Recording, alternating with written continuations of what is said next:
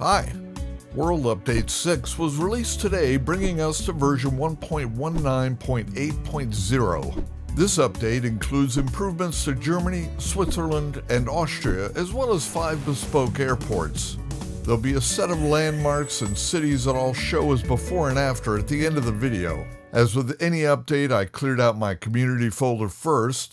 The evening before the release, I also cleared my cache and checked the store app and the Windows Update utility to make sure everything was current. I ran the store app and no update was available by 8 a.m. Pacific time, even though Asobo had already tweeted that the update was available for all regions. I ran the sim, it said to do the update from the store, and the store app said no update was available. After multiple reboots following a set of instructions from Microsoft to overcome the issue that included running all of the updates which I'd already run the previous day, and installing the Xbox application, there was still nothing.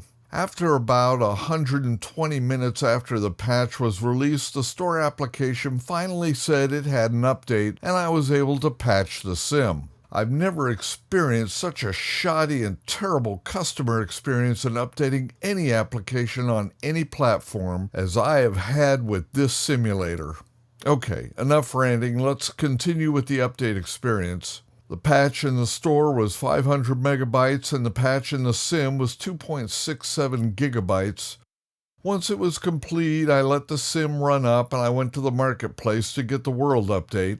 It weighed in at 5.1 gigabytes and it took about 18 minutes to load. Conveniently, they added a Content Manager button right on the marketplace download page once the download was done, so I clicked on that. In the Content Manager, I had 6 updates for the sim, so I let those run as well for a total download of about 3.6 gigabytes for the Content Manager. Once that was completed, I exited the sim and rebooted my machine for safety.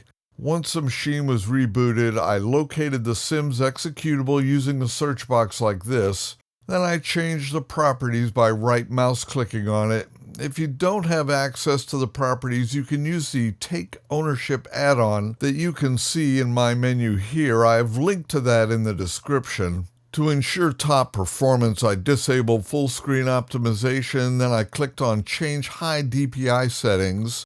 I then set that to override high DPI scaling behavior. I clicked OK to dismiss the dialog and then OK again to close the Properties pane and apply my settings. Then I ran the sim up.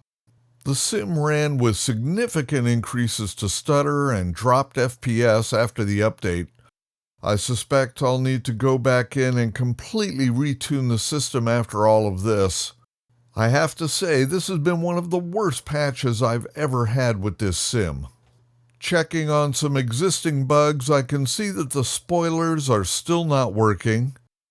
The recently used departure airports are still broken.